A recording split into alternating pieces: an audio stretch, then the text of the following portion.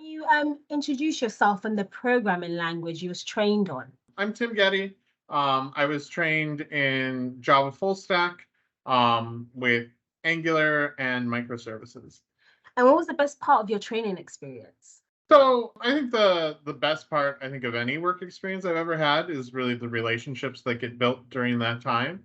But the best probably experience unique to training, getting to work on projects, particularly industry level projects, and getting to figure out the actual things that you encounter on a job, those issues, and getting to solve those problems, which are just very unique and very interesting to me. And I think that the one of the great things about being a programmer is constantly having that, frustration and then exhilaration as you resolve some programming issue that you weren't expecting.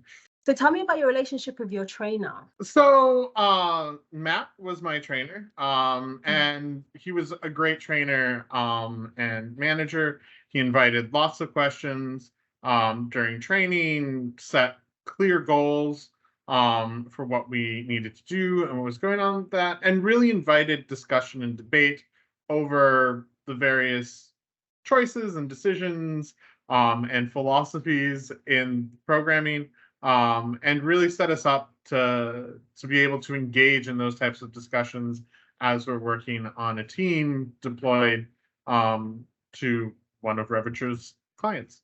So how was your relationship like with your batchmates then, your team members? I would say, first off, I'll just say that I still talk regularly to some of them. Some of them came to my wedding. So like we definitely developed strong friendships. Nice. And all of that was based on, the mutual support that we, had for each other during training. Training is intense and it's certainly an experience. But those relationships built have certainly been lasting. And it's been great to see people, go to different places and, take slightly different career paths, but always have that ability to come back, know each other, support each other, and say, hey, what's going on in your neck of the woods right now in programming, and keep up with things and how the industry is changing. And so those connections are certainly very relevant to me, 3 years down the line now. Describe the Revature training program in 3 words. The 3 words that most come to mind when I think about Revature's training is certainly it's intense, it's professional, and it's relevant, right? The training is an intense 10 to 12 weeks, 8 to 12 weeks, depending on the tracks, I guess. But mine was 12 weeks. And very intense, but it's set up in a very professional atmosphere, right? You're at a job, you're learning these things, and you're doing things that are relevant in the industry. So many times things move so quickly in the industry that other training programs can't keep up and don't even know what is really happening because they're not talking to the people on the ground about that. And Revature's model of really looking to the clients for exactly what they need really gave me skills that are super relevant today, and gave me the ability to continue to upgrade my skills to keep them relevant as time passes. How does Revature's training program, I guess, compare to some of the other training programs you've kind of been on? I know you've kind of covered on a few of the things that Revature did better, but I was a career changer. So Revature was my first programming experience. I what I did do, obviously I went to college. My college was in humanities and social sciences, where my degrees come from. And college was just very different in the fact that college was much more relaxed. I mean, certainly there were intense programs, but you were in a classroom for 50 minutes or maybe 120 minutes, up to 120 minutes, at a time. And then you're expected to do a lot of work outside that, as opposed to Revature's, you're there for 8 hours a day working a job, type thing. And that's very different. The fact that, we are employees, there are employee expectations, there's an HR department, right? All those things that come with having a job at the same time that training is taking place definitely leads to a different atmosphere. And I think in a lot of ways, a more effective atmosphere for what we're doing here, which is really that skill-based type learning, that I really enjoy. What advice do you have for someone who's considering training with Revature? I think there's a couple of things. One is that, it's going to be a commitment. So, make sure that you can commit. It's a full-time job. Make sure you can commit to that full-time job. It is going to be 40 hours a week, not a college class, right?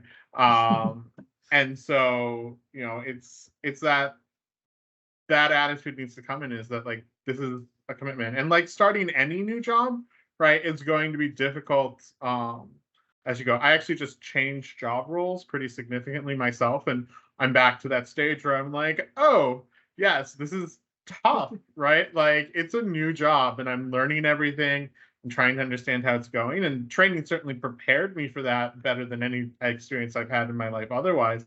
But it's new work, and so it's difficult work until you find that balance. And so it's you need to commit to that if you're coming into training. Um, the next thing, I talked about a little bit, the difference between college and training, right? And having those expectations. And making sure that those expectations are clear. When I came to Revature, the choice that it came down to was I was looking to change career paths. I was looking for something different to make myself more marketable in the job market, right? And I had basically two options in front of me. Um, I had I could go to, get a master's degree in 2 years or something and pay a university a large amount of money to walk away with some letters after the end of my name and go back into the whole job wheel for that. Or I could, do a 12-week training program with Revature, some weeks afterwards to interview and onboard with Revature's clients who they have done that job search for me. And so going from there, it would definitely be, it made more sense to take a job where I'm actually getting paid as opposed to a job, a school where I'm paying someone else. Because, I did that for a couple of degrees already. I was not looking to do that again, and end up in the same place. And so Revature was, in that kind of scale, made just financial sense. Also, but the thing is that I had to be open to it. Like, I knew that relocation was on the table. I didn't know where I was going to end up in 2 years, right? And so, Revature definitely made an upfront investment in me, right? I came in, I was being paid just to learn, and that was great. But I had to make the investment in Revature too that said, okay, like, I understand that for 2 years, I'm going to be deployed somewhere as a contractor.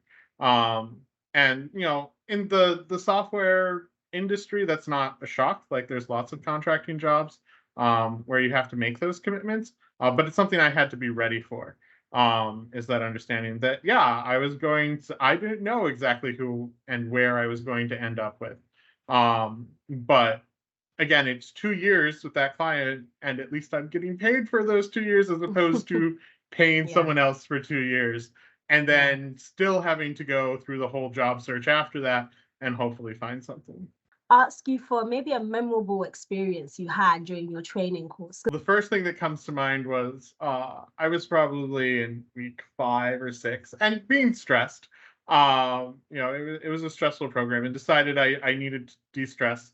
And so I grabbed my roommate. At the time, training was in person, so we were both in training. He was in my cohort, and actually dragged him to a cat cafe to de-stress. And we actually got to sit there and pet cats for a while and actually talk about like what expectations were and those types of things, and really go back over, because I'm something of a perfectionist.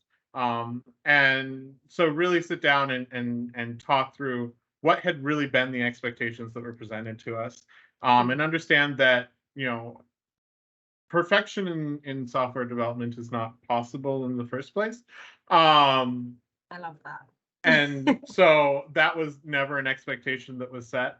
And also, you certainly don't expect an entry level developer to be perfect, anyways. And so, really understanding and honing in on what those expectations really are, instead of the expectations that I had set in my head, really kind of was a good reality check for me in what was going on in training and where I needed to be.